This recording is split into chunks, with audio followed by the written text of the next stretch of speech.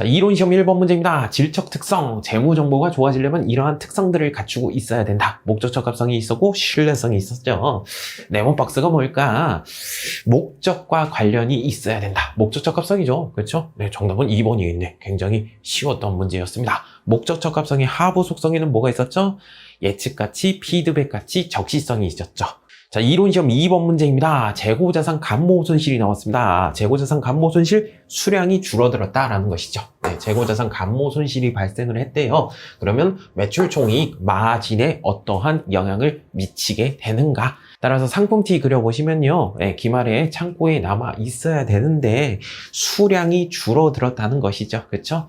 네, 가로축을 수량이라고 해보고요. 세로축을 단가라고 해볼게요. 가격. 네, 장부상 1000개가 있어야 되겠죠? 네, 1000개의 수량이 있어야 됩니다. 1000개가 있어야 되는데 실제 재고조사를 한 결과 몇 개가 있어요? 950개밖에 없다고 합니다. 수량이 줄어들었네요. 네, 수량이 줄어들었다. 이걸 뭐라고 해요? 감모 손실이라고 하죠. 네, 950개밖에 없다고 합니다. 몇 개가 사라졌죠? 50개가 사라졌어요. 그쵸? 네, 단위당 원가는 얼마래요? 1,500원이래요. 1,500원. 1,500원에 사왔는데 지금 시가는 1,700원이라고 합니다. 시가가 오르긴 올랐는데 오른 거에 대해서 기록하지는 않죠. 그쵸?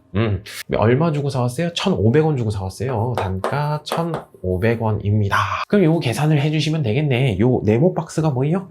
네, 수량 줄어든 거죠? 네, 이게 뭐예요? 감모 손실이 되겠죠. 가로 곱하기 세로, 가로 50개 곱하기 세로 1,500원 해주시면 되겠네요. 그래서 감모 손실은 얼마가 나와요? 75,000원이 나오겠죠. 네, 75,000원이 나올 것입니다. 그리고 감모 손실도요, 두 가지로 나눌 수 있죠. 정상 감모 손실이 있고 비정상 감모 손실이 있죠. 네, 정상 감모 손실, 비정상 감모 손실. 네, 재고자산 감모 손실 얼마? 75,000원에 5%는 비정상적으로 발생하였다. 그러니까 95%는 정상적인 것, 5%는 비정상적인 것이라는 것이죠. 네, 75,000원에서 0.95, 95% 하시면 71,250원이 될 것이에요. 그러니까 정상적인 감모 손실은 얼마라는 거예요? 71,250원, 71,250원이라는 얘기가 되겠고요. 네, 비정상적으로 감모된 손실은 얼마예요? 5%니까 3,750원이죠. 3,750원이 될 것입니다. 기억나세요? 정상 감모 손실은 어떻게 한다고 했죠? 매출 원가에 가산한다고 했죠. 판매가 된 것으로 본다고요. 비정상 감모 손실은 영업의 비용으로 처리하게 되죠. 따라서 이 중에서 정상 감모 손실 71,250원 부분은 뭐예요? 매출 원가에 가산하죠. 마진은 어떻게 될 것인가? 마진 어떻게 구하죠? 매출액에서 매출 원가를 빼면 마진이 나오겠죠. 그러니까 매출 원가 금액이 상승이 되겠죠. 가산을 해주니까 매출 원가가 늘어나니까 마진은 줄어들겠네. 71,250원만큼 감소가 되겠죠. 네, 정답은 1번이 될 것입니다. 자, 이론시험 3번 문제입니다. 유형자산과 관련된 설명으로 틀린 것은 유형자산, 사용 목적으로 보유하고 형태가 있는 것이죠. 자, 유형자산은 사용할 목적이고요. 사용할 목적이고 형태가 있는 것을 말한다. 1번 봉의는 맞는 봉의가 되겠죠. 유형자산은 1년을 초과해서 사용할 것으로 예상되는 자산이다. 맞죠? 정부 보조금에 의해서 유형자산을 무상 또는 공정가치 시가보다 낮은 가격으로 취득한 경우에는 취득원가는 취득일의 공정가치로 한다. 네, 시가로 한다. 맞습니다. 네, 정답은 4번이 될 것입니다. 다른 종류의 자산과 교환으로 인해서 이종자산 교환이죠? 다른 종류잖아요. 유형자산 취득원가는 교환을 위해서 제공한 자산의 장부가액으로 측정한다. 이게 틀렸죠? 그렇죠? 이종자산 교환은 뭐였어요? 토지하고 건물이 있어요. 이걸 바꾼 것이죠. 그렇죠? 네, 토지를 판매하고 건물을 산 것으로 보는 것이죠. 그렇죠? 이론시험 4번 문제입니다. 수익 인식 조건에 대해서 옳지 않은 것은 자, 1번 수익 금액을 신뢰성 있게 측정할 수 있다. 아주 좋은 말이에요. 2번 경제적 효익의 유익 가능성이 매우 높다. 맞는 표현이에요. 3번이 틀렸습니다. 재화의 소유에 따른 유의적 위험과 보상이 누구한테 있어야 돼요? 구매자한테 있어야 되겠죠. 내가 판매를 했어요. 판매자 입장에서 판매를 했다는 것이죠. 판매를 했으니까 이제 더 이상 관여를 해서는 안 되겠죠. 그렇죠? 네, 재화의 소유에 따른 유의적 위험과 보상이 누구한테 있어요? 구매자한테 있겠죠. 판매를 한 거잖아. 그렇죠? 3번이 틀렸습니다. 4번 거래와 관련해서 발생한 원가를 신뢰성 있게 측정할 수 있다. 맞는 표현이 되겠죠. 이론시험 5번 문제입니다. 자산과 부채에 대한 설명으로 틀린 것은 우발 자산은 자산으로 인식한다. 이게 틀렸죠. 그렇죠? 네, 우발 자산. 그리고 우발 부채는 어떻게 해요? 네, 재무상태표에 표시하지 않고 주석으로 기재를 하겠죠. 우발적인 거니까, 일시적인 것이니까. 충당 부채는 재무상태표에 기록을 하죠. 2번, 부채의 정의에 대해서 나왔어요. 과거의 거래나 사건의 결과로서 현재 기업이 부담하고 있고 미래의 자원이 유출될 것으로 사용될 것으로 예상되는 의무이다. 맞는 표현이죠. 3번, 부채는 원칙적으로 1년을 기준으로, 그쵸? 1년 이내에 갚아야 되면 유동부채, 1년 이후에 갚아야 되면 비유동부채로 구분한다. 이론시험 6번 문제입니다. 원가의 분류 기준에 대해서 옳지 않은 것은 1번 원가 발생 형태에 따른 분류. 문제 잘 보세요. 네. 발생 형태에 따른 분류네. 재료 원가, 노무 원가, 제조 간접 원가. 첫째 직접 재료 원가, 둘째 직접 노무 원가, 셋째 제조 간접 원가죠? 예, 그거 얘기하는 거예요. 2번 원가 행태에 따른 분류, 모양에 따른 분류. 모양이 변동이 되면 변동비, 모양이 고정돼 있으면 고정비였죠. 그리고 준변동 원가, 준고정 원가는 확장판이었어요. 3번 원가의 추적 가능성에 따른 분류. 추적이 가능하면 뭐였죠? 직접 원가. 추적이 불가능하면 간접 원가였죠. 틀렸죠? 네, 3번이 틀렸어요. 의사결정 관련성에 따른 분류. 관련이 있으면 의사결정과 관련이 있으면 관련 원가, 의사결정과 관련이 없으면 비관련 원가였죠. 그리고 의사결정과 관련이 있는 관련 원가들 중에서 대표적인 예시가 뭐였어요? 네, 기회원가였죠. 그렇죠? 비관련 원가, 의사결정과 관련이 없는 것들이 있죠. 네, 대표적인 예시로는 매몰 원가가 있겠죠. 이론시험 7번 문제입니다. 제조원가 명세서에 대해서 옳지 않은 것은, 자, 우리 TTT 그려봤죠? 원재료 T, 제공품 T, 제품 T가 있었어요. 제조원가 명세서는 어디까지 보여주는 거예요? 네, 제공품 T까지 보여주는 것이죠. 제공품 T까지 보여주는데 단기 제품 제조 원가는 단기의 제품이 되었다. 단기 제품 제조 원가는 손익계산서상 제품 매출 원가에 직접적으로 영향을 미친다. 예, 그렇죠. 네, 요 금액이 나와야지 이 금액이 나올 거 아니에요. 그렇죠? 매출 원가에 직접적으로 영향을 끼치게 된다. 맞는 표현이 되겠습니다. 2번, 제조 원가 명세서상 기말 원재료 재고액은 재무상태표에 표시되지 않는다. 기말 일정 시점에 재산 상태를 나타내주는 보고서 있죠? 네, 재무상태표에 표시가 되겠죠. 요것도 재무상태표에 표시가 되겠고, 요것도 재무상태표에 표시가 될 것이에요. 2번이 틀렸습니다. 3번, 삼총사 단기총 제조 원가는 첫째 직접 재료 원가, 둘째 직접 노무 원가, 셋째 제조 간접 원가의 총액을 의미한다. 여기 뭐였죠? 총 제조 원가. 4번, 단기 제품 제조 원가는 단기에 완성된 제품 원가를 의미한다. 맞죠? 단기에 제품이 되었다. 단기 제품 제조 원가. 이론시험 8번 문제입니다. 직접 배분법을 이용하래요. 보조 부분 간의 상호관계를 인식하지 않죠? 네, 직접 배분법을 이용해가지고 보조 부분의 원가를 제조 부분에 배분하기로 한다. 자, 보조 부분이 있고요. 제조 부분이 있어요. 설비 부분, 전력 부분이 있는데 설비 부분은 얼마? 네, 80만 원이라고 합니다. 전력 부분은 얼마? 40만 원이라고 합니다. 요거 배분을 해줍시다. 자, 설비 부분 같은 경우는 설비 부분 어디 보셔야 되겠어요? 네, 설비 부분의 공급 이쪽 보셔야 되겠네. 보조 부분 간의 관계를 인식하지 않으니까 요거 필요 없는 자료가 되겠죠? 네, 600시간, 200시간, 총 몇 시간? 6, 7, 8, 800시간.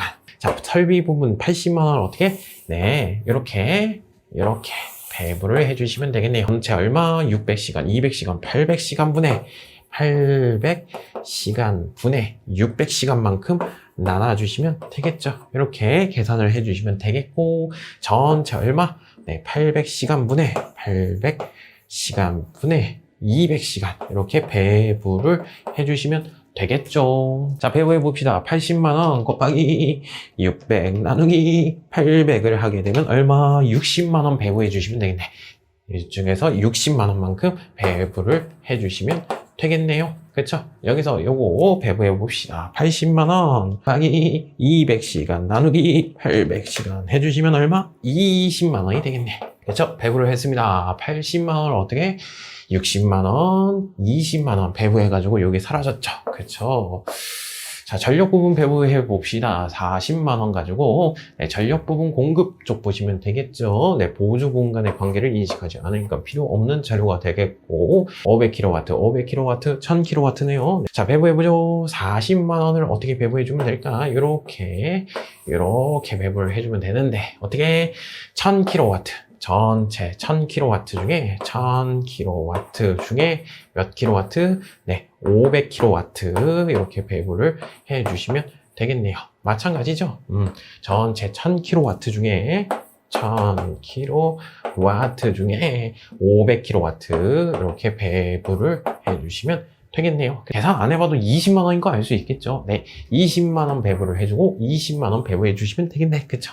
네, 20만 원 배부가 됐고요. 여기도 20만 원이 배부가 됐겠네요. 뭘 물어봤어? 조립 부분의 총 원가를 물어봤어요. 조립 부분, 요 부분을 물어봤네. 조립 부분 전체 원래 얼마? 60만 원이었었는데 60만 원 배부가 됐고요. 20만 원까지 배부가 됐네요. 요거 합치시면 되겠네. 전체 금액 60만 원 더하기 60만 원 그리고 20만 원까지 배부가 됐죠. 전체 140만 원이 되겠네요. 정답은 3번이 될 것입니다. 이론 시험 9번 문제입니다. 정상개별 원가 계산제도 예정 원가 계산제도죠. 네, 직접 노무 시간을 기준으로 제조 간접 원가를 배부하고 있다. 당해 연도 초 사장님이 불러 세웁니다. 1월 1일 날 요번에 100만 원을 써야 된다라고 했어요. 100만 원. 100만 원 예산이죠. 예산을 어떻게 나눠주시면 돼요? 예정 조업도로 나눠주시면 되겠죠. 예정 몇 시간 일하래요? 2만 시간 일하래요. 네, 사장님이 2만 시간 일하라고 강조를 합니다. 그럼 1시간당 얼마를 쓸 거라고 예상을 하시면 되겠어요. 2만 시간 나눠주시면 되겠죠. 1시간당 얼마 쓰라는 거예요? 50원 쓰라는 것이에요. 50원. 이게 뭐죠? 예정 배부율이 되겠죠. 이 예정 배부율에다가 실제 일한 시간 곱해 주시면 되겠네요. 실제 일한 시간 얼마? 13,000시간입니다. 예정 배부액이 나오겠죠. 그리고 실제 발생한 금액은 얼마래요? 80만 원이라고 합니다. 이거 배부 차이 물어본 건가요? 예, 배부 차이 물어본 거네요. 사장님이 예상한 건 얼마? 네, 65만 원이 되겠고 실제 발생한 금액은 80만 원이 되겠네요. 요거 차이 배부를 해주시면 되겠네요. 실제 입장에서 봐야 되겠죠. 너 왜 이렇게 적게 했어요? 너 왜 이렇게 적게 했어요? 얼마만큼 적게 했어요? 네, 15만 원만큼 적게 했죠. 요걸 뭐라고 합니까? 15만 원 과소배부라고 하시면 되겠죠. 정답은 1번이 될 것입니다. 이론시험 10번 문제입니다. 종합원가 계산이네요. 비정상 공선의 수량을 계산하면 얼마인가? 어렵지 않은 문제였습니다. 항상 나오던 문제였죠. 제공품 T 그려봅시다. 들어오는 문은 왼쪽이고 나가는 문은 오른쪽이 되겠죠. 착수가 된 건 왼쪽, 완성이 된 건 오른쪽이 되겠죠. 종합원가 계산은 하나의 제품을 찍어내기 때문에 수량 가지고 완성품 환산량을 계산하죠. 기초제공품 몇 개래요? 200개라고 합니다. 200개. 그리고 착수된 거 뚝딱뚝딱 착수된 게 900개라고 합니다. 그럼 레일상에 몇 개가 돌고 있어야 돼? 레일상에는 1100개가 돌고 있어야 되겠네요. 1100개가 돌고 있어야 됩니다. 1100개가 돌고 있어야 되는데 완성이 된 게 몇 개래요?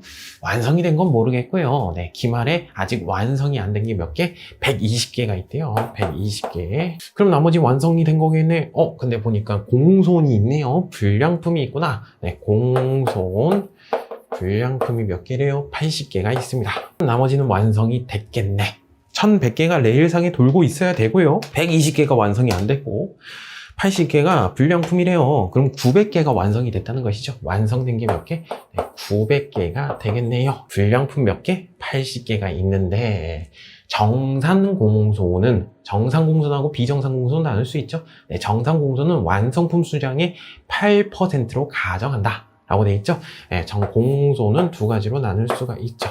네, 정상적인 불량품이 있고요. 네, 비정상적인 불량품으로 이렇게 나누실 수 있겠죠. 완성된 거 몇 개? 900개에 8% 해주시면 되겠네. 900개 곱하기 0.08 해주시면 몇 개? 72개.